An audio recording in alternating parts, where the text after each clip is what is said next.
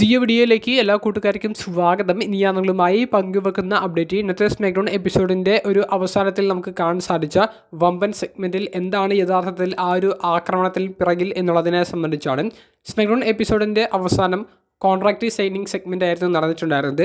WrestleMania 42 already ഉറപ്പിച്ചിട്ടുള്ള undisputed WWE ചാമ്പ്യനായ Cody റോഡ്സും elimination chamber 2026 വിജയിച്ചു വരുന്ന സൂപ്പർ താരമായ റാൻഡി ഓർട്ടനും തമ്മിലുള്ള ചാമ്പ്യൻഷിപ്പ് മത്സരത്തിൻ്റെ ഒരു കോൺട്രാക്റ്റ് സൈനിങ് സെഗ്മെൻറ്റ് നമ്മൾ പ്രതീക്ഷിച്ചതിനേക്കാൾ വിപരീതമായിട്ടുള്ള ഒരു അവസാനമാണ് ഇന്നത്തെ സ്മാക്ഡൗൺ എപ്പിസോഡിൽ നമുക്ക് കാണാൻ സാധിച്ചത്. റാൻഡി ഓർട്ടൻ്റെ വില്ലൻ കഥാപാത്രത്തിലേക്കുള്ള തിരിച്ചുപോക്കാണ് നമുക്കിന്ന് കാണാൻ സാധിച്ചത്. വെറും ഒരു തിരിച്ചുപോക്കല്ല, വാചകത്തിലൂടെയുള്ള തിരിച്ചുപോക്കല്ല, ക്രൂരമായി തന്നെ കോഡി റോഡ്സിനെ ആക്രമിച്ച് കോഡി റോഡ്സിൻ്റെ മുഖത്ത് ചോര വരുന്ന രീതിയിലുള്ള ആക്രമണം കാഴ്ചവെച്ചുകൊണ്ടുള്ള വില്ലൻ കഥാപാത്രത്തിലേക്കുള്ള റാൻഡി ഓർട്ടൻ്റെ തിരിച്ചുപോക്ക് അത് എന്തുകൊണ്ടാണ് എന്നുള്ളതാണ് നമ്മൾ പങ്കുവെക്കാൻ ഉദ്ദേശിക്കുന്നത്. ഇന്നത്തെ സ്മാക്ഡൗൺ എപ്പിസോഡിൻ്റെ മെയിൻ ഇവൻറ്റിൽ നടന്ന സെഗ്മെൻറ്റിനെ സംബന്ധിച്ച് നമ്മളൊന്ന് റീക്യാപ്പ് ചെയ്യുകയാണെങ്കിൽ അൺഡിസ്പ്യൂട്ടഡ് WWE ചാമ്പ്യനായ കോഡി റോഡ്സും റാൻഡി ഓർട്ടനും റിങ്ങിലേക്ക് വരുന്നു. കോഡി റോഡ്സ് റാൻഡി ഓർട്ടനെ സംബന്ധിച്ചുള്ള ഓർമ്മകൾ പങ്കുവെക്കുന്നു. 2007 കോഡി റോഡ്സ് വരുന്ന സമയത്ത് റാൻഡി ഓർട്ടൻ കമ്പനിയിൽ ഉണ്ട് എന്നും അതിനുശേഷം Randy Orton WrestleMania main event ചെയ്യുന്നതും റോയൽ റംബിൾ വിജയിക്കുന്നതുമൊക്കെ കണ്ടു.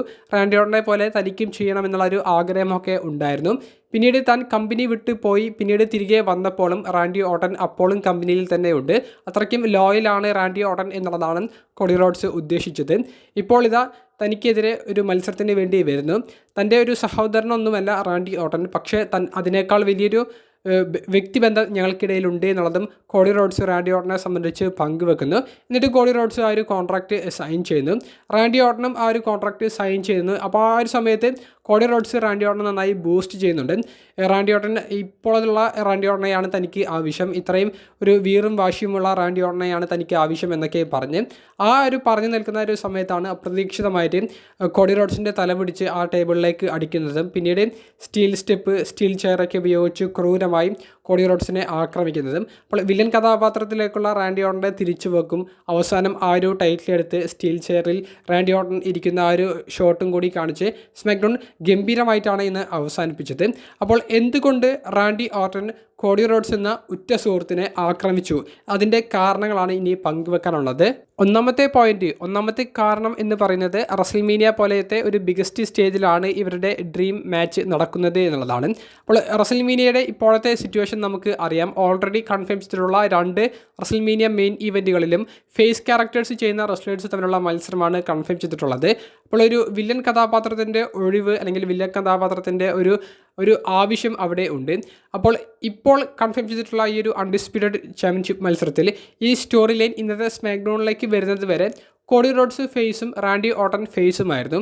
ഇതിന് മറിച്ച് ഇപ്പോൾ റാൻഡി ഓർട്ടൻ ഒരു വില്ലനായിട്ടാണ് തുടക്കത്തിലെ ഈ ഒരു സ്റ്റോറി ലൈനിലേക്ക് കടന്നിരുന്നത് എന്നുണ്ടെങ്കിൽ ഇന്നത്തെ സ്മാക്ഡൗൺ എപ്പിസോഡിൽ റാൻഡി ഓർട്ടൻ കോഡി റോഡ്സിനെ ആക്രമിക്കുന്ന ഈ ഒരു മൊമെൻറ്റിൽ നമുക്ക് വലിയ രീതിയിലുള്ള ഒരു എക്സൈറ്റ്മെൻറ്റ് കിട്ടുമായിരുന്നില്ല.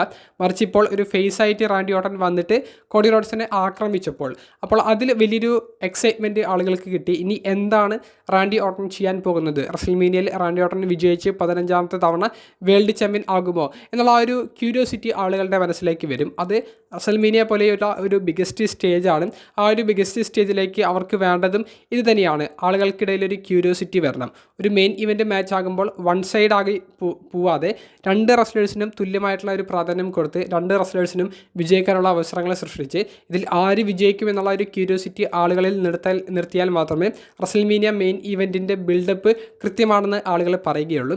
അപ്പോൾ അത് ഇന്നത്തെ ഈ ഒരു ആക്രമണം കൊണ്ട് അവർക്ക് കാഴ്ചവെക്കാൻ സാധിച്ചിട്ടുണ്ട്. അതായത് റാൻഡി ഓർട്ടനെ പോലെയുള്ള ഒരു താരത്തെ ഈ സ്റ്റോറിയുടെ തുടക്കത്തിലെ വില്ലനാക്കുമ്പോൾ അവരുടെ ഡയറക്ഷൻ അവർക്ക് കൃത്യമായി പറയാൻ സാധിക്കുന്നുണ്ട്. ഞങ്ങൾ റാൻഡി ഓർട്ടനും കൂടി പ്രസക്തി കൊടുക്കുന്ന ഒരു റസൽമേനിയയാണ് ഇപ്രാവശ്യം കൊണ്ടുവരുന്നത് എന്നുള്ളത്. ആ ഒരു കാരണമാണ് റാൻഡി ഓർട്ടൻ ഇന്ന് ക്രൂരമായി കോഡി റോഡ്സിനെ ആക്രമിക്കുന്നതിലെ ആദ്യത്തേത് എന്നുള്ളതാണ് എൻ്റെ അഭിപ്രായം. രണ്ടാമത്തേത് റാൻഡി ഓർട്ടനെ 15ാമത്തെ തവണ ചാമ്പ്യൻ ആക്കുമെന്നുള്ളൊരു പ്രസക്തി ഈ സ്റ്റോറി ലൈന് ഉണ്ട് എന്നുള്ളത് കൊടുക്കുകയാണ്. അതായത് റാൻഡി ഓർട്ടന് ആധിപത്യം കിട്ടുന്ന രീതിയിൽ കോഡി റോഡ്സ് എന്ന നിലവിലെ പോസ്റ്റർ ബോയിയേക്കാൾ കൂടുതൽ ആധിപത്യം കിട്ടുന്ന രീതിയിലേക്ക് ഈ സ്റ്റോറി ലൈൻ മാറ്റുക. എന്നിട്ട് റസൽമേനിയയിൽ 15ാമത്തെ തവണ റാൻഡി ഓർട്ടന് വിജയിക്കാനുള്ള സാധ്യതകൾ ഉണ്ട് എന്നുള്ള ഒരു ബിൽഡപ്പ് കൊടുത്ത് റസൽമേനിയ വരെ ഈ ഒരു സ്റ്റോറി ബിൽഡ് ചെയ്ത് ആ മത്സരം പൂർണ്ണമാക്കുക എന്നുള്ളതാണ് WWE ഉദ്ദേശിച്ചിരിക്കുന്നത്.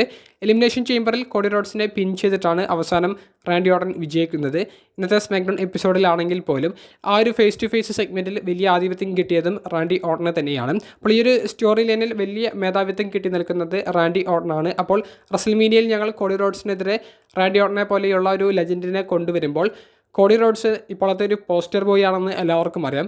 ആ പോസ്റ്റർ ബോയെ വിജയിപ്പിക്കുക എന്നുള്ളത് മാത്രമല്ല ഞങ്ങളുടെ ലക്ഷ്യം. റാൻഡി ഓർട്ടനെ വിജയിപ്പിക്കാനും ഞങ്ങൾക്കൊരു ലക്ഷ്യമുണ്ട്.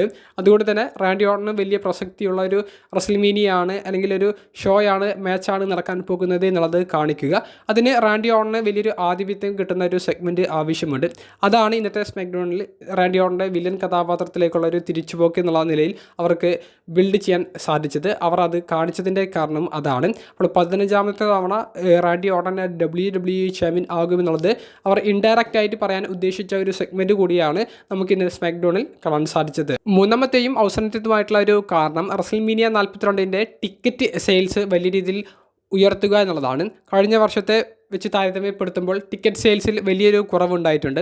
കൂടാതെ ടിക്കറ്റ് പ്രൈസ് 2 ദിവസം മുൻപ് WWE കുറയ്ക്കുകയും ചെയ്തിട്ടുണ്ട്. അപ്പോൾ ഈ ഒരു കാരണങ്ങളൊക്കെ ഉള്ളത് കൊണ്ട് തന്നെ ടിക്കറ്റ് സെയിൽസ് ഉയർത്തേണ്ടത് ഇപ്പോൾ മാനേജ്മെൻറ്റിന് വലിയ അനിവാര്യമായിട്ടുള്ള ഒരു കാര്യമാണ്.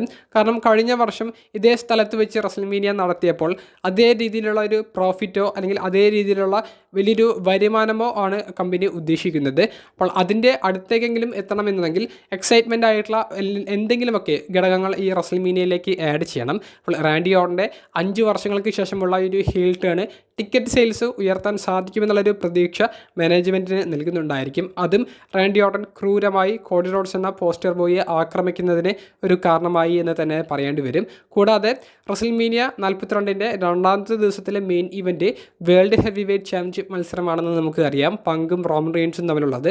അതേ നിലവാരത്തിലേക്ക് അവരുടെ ഫ്യൂഡിൻ്റെ ഒപ്പത്തിനൊപ്പം ഈ ഒരു ഫ്യൂഡും എത്തിക്കുക. അപ്പോൾ 2 ബ്രാൻഡിൽ നിന്നുള്ള മെയിൻ ഇവൻറ്റ് മത്സരങ്ങളും കട്ടക്കാക്കി നിർത്തി അവർ നല്ല രീതിയിൽ ഈ ഒരു റസൽമീനിയയിലേക്ക് പ്രാധാന്യം കൊടുക്കുന്നുണ്ട് എന്നുള്ളൊരു പ്രതീതി സൃഷ്ടിച്ച് റസൽമീനിയയുടെ ടിക്കറ്റ് സെയിൽസ് ഉയർത്തുക എന്നുള്ളതാണ് അവർ ഉന്നം വെച്ചിരിക്കുന്നത്. അതുകൊണ്ടാണ് ക്രൂരമായി കോഡി റോഡ്സിനെ ആക്രമിക്കുന്ന സെഗ്മെൻറ്റ് ഇന്നത്തെ സ്മാക്ഡൗൺ എപ്പിസോഡിൻ്റെ മെയിൻ ഇവൻറ്റിൽ അവർ നടത്തിയത് എന്നാണ് എൻ്റെ അഭിപ്രായം. ഇനി നിങ്ങളുടെ പ്രതികരണങ്ങൾ കമൻറ്റ് ബോക്സിൽ ഒന്ന് രേഖപ്പെടുത്തുക.